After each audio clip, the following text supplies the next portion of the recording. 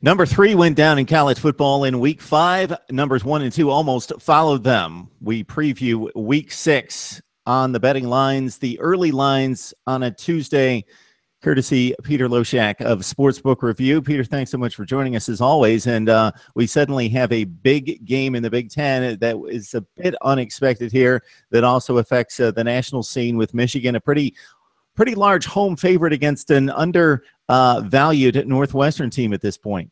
Yeah, absolutely. This game is a little bit tricky because you have two teams playing well. You never know which of them is going to maintain stronger. But obviously an extremely low total on this game, 36, and a relatively large spread. It opened at 8.5. I'm not sure where it is now. This is a game that I bet. I bet Northwestern. I got the opener at 8.5. Last year, of course, was extremely low scoring and extremely close. And I'm guessing that that's more likely than not. Although a double-digit win by Michigan would not be a surprise considering how awesome their defense is right now. But I thought it was worth a bet on Northwestern given all those points at the opener. All right, folks, consider this is a Tuesday and track Peter's angles on these games throughout the week and see what it looks like a little bit later in the week as well. We've got a very under-the-radar game, but I wanted to throw this one in here because at this point, Iowa 5-0 and even Illinois with their first win in the Big Ten in the opener sets up as a Western Division showdown with Illinois hosting Iowa, a couple teams that don't score a whole lot. Yeah, this is actually kind of a tricky one. In our video last week, we discussed the Iowa game at Wisconsin, and I think we had a good read on that one. Iowa always plays Wisconsin very close. Iowa's the kind of team that when they have a good version of them, which they have this year, I love to bet them as a significant underdog, kind of like Kansas State or something like that. When they're a double-digit favorite, though, that's when I start to get a little skittish. I mean, they're 4-1 against the spread, but that might not be applicable here in this spot. So this is a game that I'm still feeling out. Iowa's obviously an impressive team this year relative to Iowa teams from last year, but I didn't bet this on the opener, and I might pass on this one come Saturday. Okay, Peter, let's move on to the SEC. Alabama, we both loved the 2 points that I think dwindled down to 1 or pick them by the end of the week, but the Tide an underdog for the first time in forever last week. They go to Arkansas. The Hogs have underachieved. Alabama's a 16-point favorite, the one line that I saw. Yeah. Another very tough one. This one, Alabama is, how much are they back to their old ways where they often had value even as a big favorite. One thing that I can guarantee you is that Alabama is going to be a big public side here, huge public side here. They were a public side last week, and after that result, this is probably going to be an 8-1 in terms of the bet ratio from the public in favor of Alabama. What does that say? As far as where the line's going to go? Not sure. I'm guessing that the line will creep up towards 20. My sense is that this is going to be a lower scoring game than the market's giving credit for. It's already a low total. It's like 49. But if I had to make a bet on this one right now, I would take a shot with the under, and I might wind up doing that on Saturday, but I'm not sure if I'm going to stick with that. I'm guessing a low scoring game. Last year's game was low scoring, went to 27, and I'm thinking the under is probably the best way to go at this point. All right, Peter, staying in the SEC, Georgia probably the largest division preseason favorite outside of Ohio State and possibly Oregon. They get nicked up against Alabama. They've got to travel to Knoxville. Tennessee's lost 2 heartbreaking games in this one. Yeah, this is another one where the spread has me scratching my head a little bit. It's obviously a bounce back spot for Georgia, but I don't necessarily like them as a road favorite. And again, this one, I like the under. The opener was 57, then it got bet down to like 55.5 or 55. As you said, they're a little bit banged up. Tennessee does have a quick strike offense, but in a game like this, I'm thinking it might be a little more grinded out. And again, my thought on this one is the under. Okay, we've got a very important game in the Eastern Division with two-time defending champion but still lightly regarded Mizzou. They've already lost to Kentucky but bounced back against South Carolina. Then the surprise team of the year, Florida, just rising up the rankings. I think we could understand the wins against Kentucky and Tennessee. They're kind of grouped together in the Eastern Division behind Georgia, at least in terms of perception. But then they knock off number 3 at home as a solid touchdown underdog. So we got Florida about 3.5 to 4.5 point favorites at Mizzou.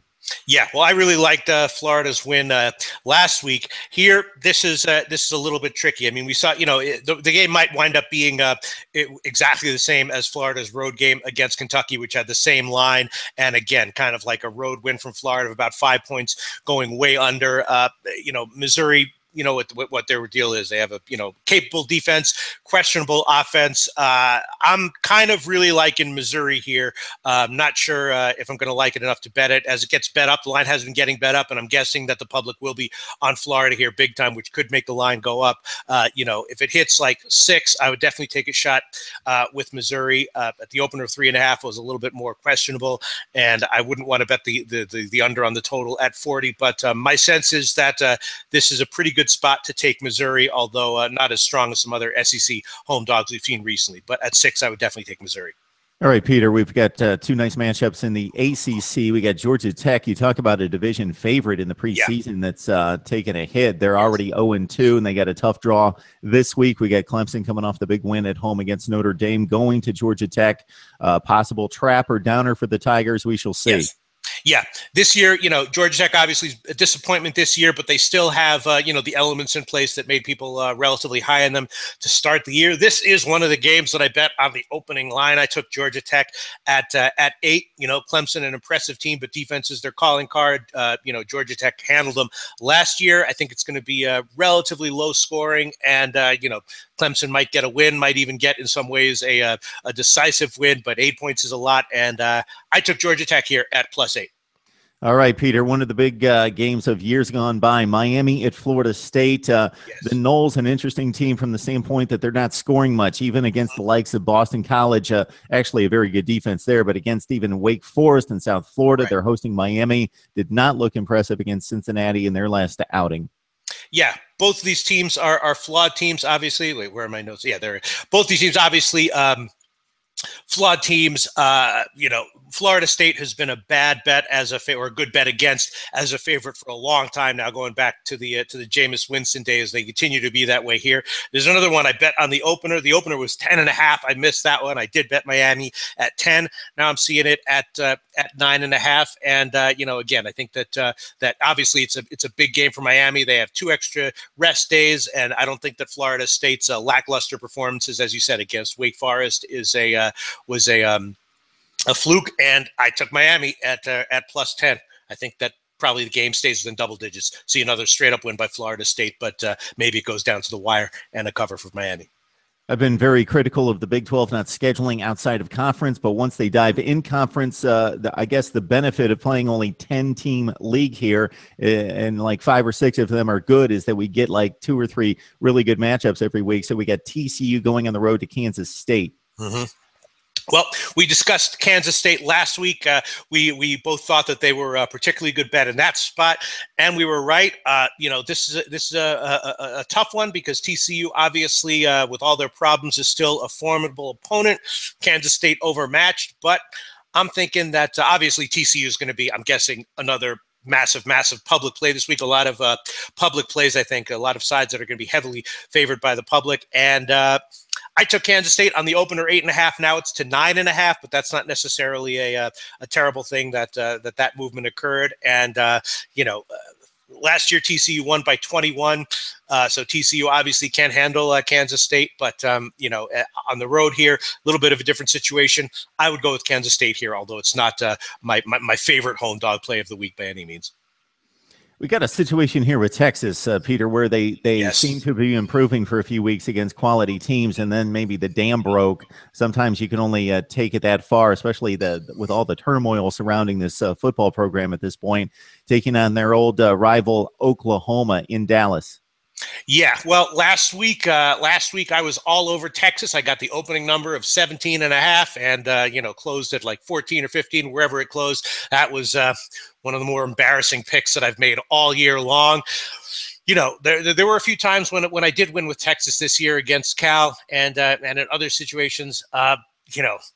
This is a tricky one. Can they bounce back? I think that they probably can. I would if I had to make a bet here, I would take Texas at +17. But if it was another, I mean, obviously they're a program with major psychological issues, could easily get blown out. I would also lean towards the over. The over is 61. We know that Oklahoma's playing kind of an air raid kind of thing. Texas has a vulnerable defense, and we saw what they can do offensively at times this year. They can hold their own, even if they get blown out. If Oklahoma puts up 40 or 45, Texas can come back with 17 or 20 of their own. So I would lean towards the over here. And my guess is that more likely than not, Texas is able to stay within this number, although they're a pretty embarrassing program right now for sure. Been waiting to see who's going to step up to challenge Baylor and TCU in the Big 12 and possibly Oklahoma. Oklahoma State could be one of those teams. They've cleared two of the decent hurdles in Kansas State and Texas. They go on the road to West Virginia. I loved the Mountaineers with the 6.5 last week. It didn't happen, even though it was close in the fourth quarter. Then they got blown out. It's about a -6 at this point on West Virginia's side. Yeah. This is another tough one. My sense on the side is that we do see a bounce back from West Virginia.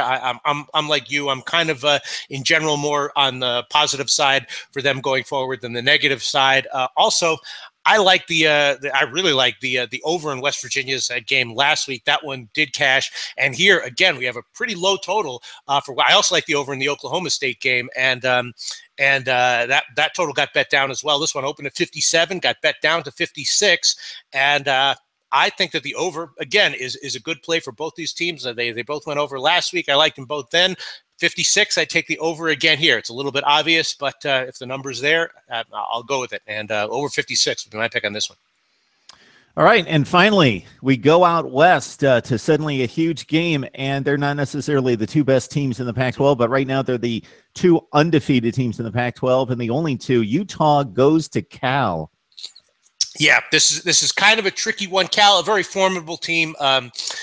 This year, they are the kind of team that I'm looking for in general in the Pac-12. I like to look to bet underdogs in general, and especially with Cal. I like them to have a defense that will give up leads, but an offense that can make things relatively close. Utah obviously off a bye, and that's huge. The Utah is going to be a big public play here for sure. Off the road win at Oregon and the bye. With Cal's offense, though, I wouldn't want to bet Utah giving, 7.5 or 7.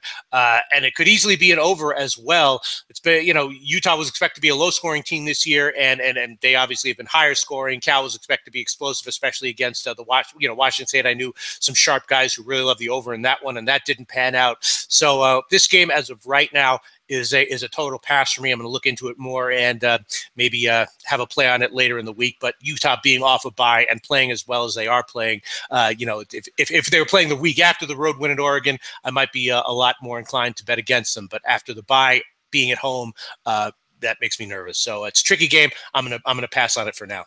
We got Peter Loshak on the line. Check out his angles and perspective on the games as the lines change throughout the week at Sportsbook Review. Peter, it's always a pleasure. Thank you, sir. Thanks so much.